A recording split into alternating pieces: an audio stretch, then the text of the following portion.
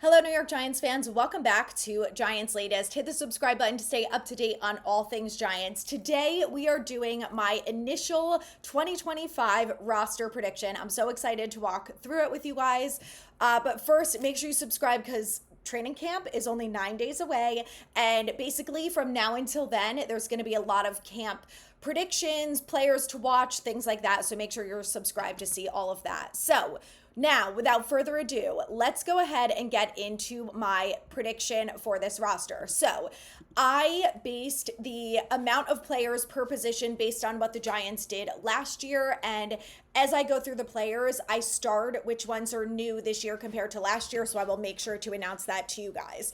We are starting with the quarterbacks because obviously I expect that the Giants will keep 3 quarterbacks and they are all new, so they all have stars. So we have Russell Wilson as quarterback 1, Jameis Winston as quarterback 2, and Jackson Dart as quarterback number 3. I am sure that is not shocking to any of you, but that is, I think, the most likely to happen. Now, let's move along to running backs. The Giants kept 3 running backs on the roster last year, so again, going based on that number.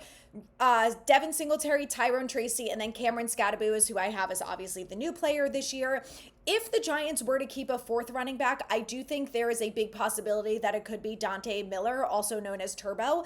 I think it's more likely to be him than Eric Gray because Turbo has way better special teams experience than Eric Gray does, and he's actually good at special teams where Eric Gray is not great at it. So I think this will be the final year that we see Eric Gray with the Giants. I think he could be a practice squad guy. It's probably likely he's a practice squad guy, but I do not think he's going to make the 53.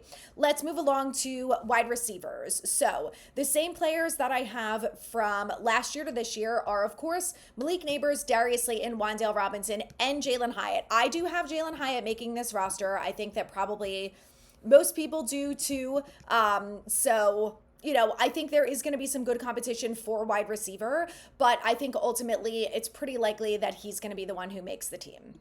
Now, the other wide receivers that I have. Number 1 is Amir Smith-Marset. I think there's a 99% chance that he makes this roster. He's obviously a special teamer, but on top of that, he has the capability to play in the slot. And he also said that he's capable of playing on the outside. He's very effective when he gets the ball in his hands, and he's quite fast. So I think that those things, plus his experience, being with the team last year, having a good year with the Giants, I think all of those things will propel him to the roster in 2025. Now, the biggest question that I have is for wide receiver 6, because I do think there are going to be good options and good competition for the Giants. If we look at the wide receivers right now that are on the roster that I didn't mention that are battling it out for this 6th spot, here they are. We have Jordan Bly, Dalen Cambry, Bo Collins, Daquan Felton, Bryce Ford Wheaton, Little Jordan Humphrey, Zach Pascal, Montrell Washington, and Juice Wells Jr. So there's a lot of competition. I just think it's most likely that I don't see any of those guys beating out Jalen Hyatt, especially with the experience that Jalen Hyatt is getting with Russell Wilson. I think that's going to be one of the things that really helps him make this roster. And honestly, I just would be surprised if Hyatt doesn't make it. So out of those guys, I think it's most likely to either be Zach Pascal or Daquan Felton. Now, I love Juice Wells. He's the guy that I'm really rooting for, and I do like Bryce Ford Wheaton as well. But like I said, it's tough competition. Last year, they kept 6 wide receivers. I expect them to do the same. And I don't think it's going to be Bryce Ford Wheaton this year, though I do think he could be a practice squad guy. So Zach Pascal has caught a couple touchdowns from Russell Wilson during practices. He is a guy that's name has been mentioned quite a bit throughout the practice report. So that's why I have him on there. Now, Daquan Felton, I think, is going to be competition for Zach Pascal because he is one of the only players who is guaranteed practice squad type money. And he's also a player that's been mentioned throughout practices and such as having a good rapport with some of these quarterbacks so far. So I think it could go either way, but let me know who you guys think will be the 6th wide receiver. Next up, let's talk about tight ends. I have Theo Johnson, Chris Manhertz. Now I'm stuck on either Daniel Bellinger or Thomas Fidone. And I was listening to Talking Giants, and Justin Pennick had picked Fidone over Bellinger, and I do think there's a possibility that Bellinger does not make this roster. And when you look at the size and capabilities of Bellinger versus Fidone, they are quite similar. I think the biggest issue with Fidone is the fact that he's coming off these 2 injuries. But from what I've heard from media who have been at camp, from what I've heard from his interviews and things like that, he's very smart. He seems like he's advanced in learning the offense ahead of some of the other rookies. Again, because of that Matt Rule Nebraska offense, supposedly he's just ahead of the game. That's what they're telling us. And he has not lost any athleticism. He got complimented by Travis Kelce. He was a standout and did well at tight end university. So I think all of those things could lead me to potentially agree with Justin Pennick that I do think there is a possibility that Fidone could make the roster over Bellinger. Let me know what you guys think, but I'm going to pick Fidone for this one, although I have them both listed right now. I think it's likely they pick 3, and I think it could be Fidone. Moving along to the offensive line, I have 10 offensive linemen. I have Andrew Thomas and James Hudson for left tackle. James Hudson is new this year. For left guard, I have Evan Neal and John Runyon. Basically same as last year, except Evan Neal they had as the right tackle.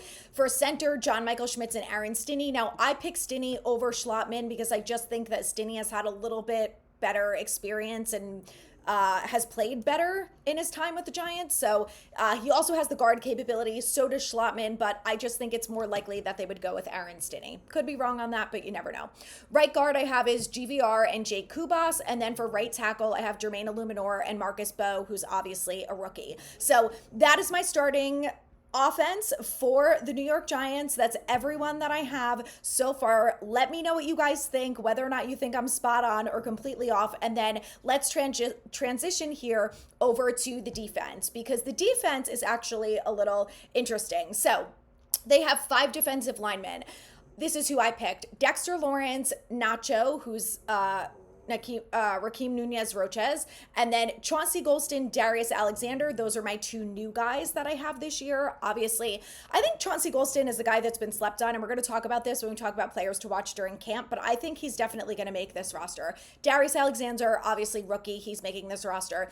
Now, the 5th one, I'm torn between Roy Robertson Harris or Ledbetter, because I think that they are both good options for the defensive line, and I kind of feel like it could go either way, honestly. To me, it really depends on who plays better in training camp, but I think that those will probably be 2 guys to watch for the defensive line, is Jeremiah Ledbetter and Roy Robertson Harris. Now, moving along to outside linebacker. Obviously, same 2 guys as last year. I have Brian Burns and Kayvon Thibodeau, but the 3 other players that they had that were on the roster last year are no longer on this team. Aziz Ojulari, Boogie Basham, and Benton Whitley. So in their place, I obviously have Abdul Carter, but of course.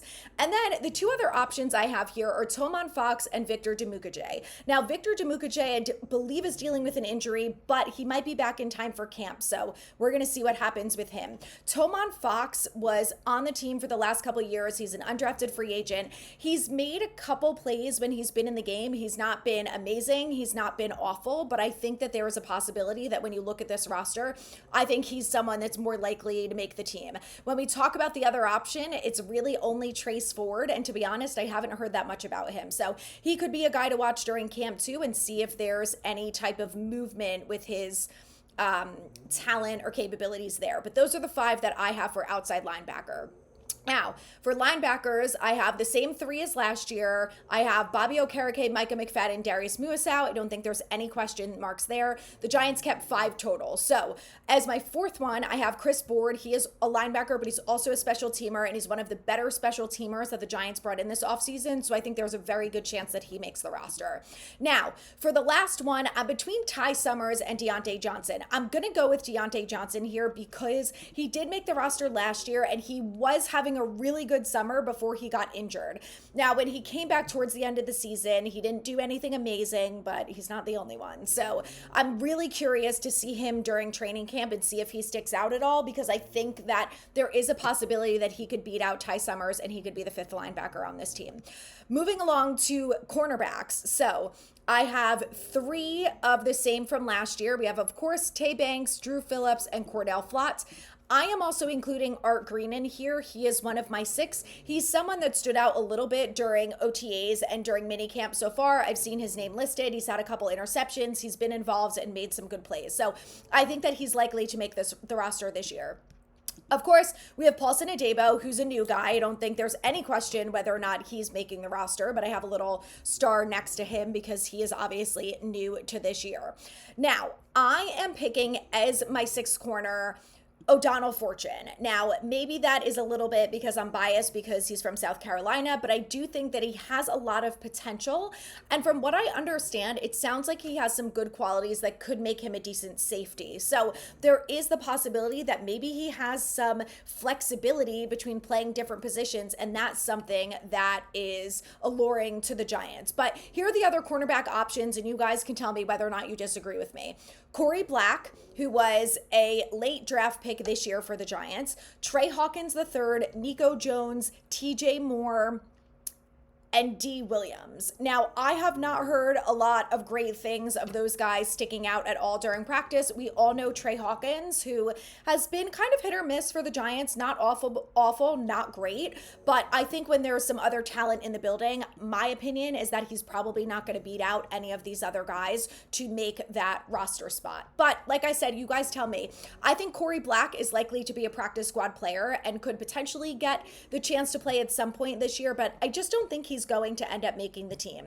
So if you guys want to see my practice squad prediction, let me know. I don't know if anyone cares, but I'm happy to do it if anyone is interested, because I do think there will be some decent players. You know, it's obviously going to be Tommy DeVito. It's going to be some of those wide receivers we mentioned. It could be Jordan Bly. It could be Bill Collins. It could be Juice Wells. I think there's a possibility that it's Bryce Ford Wheaton. And then, like I said, I do think that Corey Black is going to be a practice squatter. I think if Daniel Bellinger doesn't make the roster and Thomas Fidone does, I think that Bellinger will be a practice squad guy. So anyway, if you're interested in that, let me know in the comments and I will make a video about it. Now, lastly, let's move along to special teams. Surprise, surprise, it is the exact same as it was last year. And I think I'm going to go 3 for 3 on this. I don't think there's any option where this goes wrong. We have Casey Crater as the long snapper. We have Graham Gano as our kicker and Jamie Gillen as our punter. You know, the special teams coach, Michael Gobriel, said that every position is a competition. So is there a possibility that McAdamney can beat out Graham Gano for the kicker? Sure, anything's possible. Do I think it's likely? No. So I think McAdamney is going to be one of those, 12 or 13 practice squad guys. But that's it. That is my prediction for the 2025 roster. We will circle back on this right before week 1 and see how well I did. But I'm curious to know. You guys let me know what you think about it in the comments, and stay tuned for more Giants updates.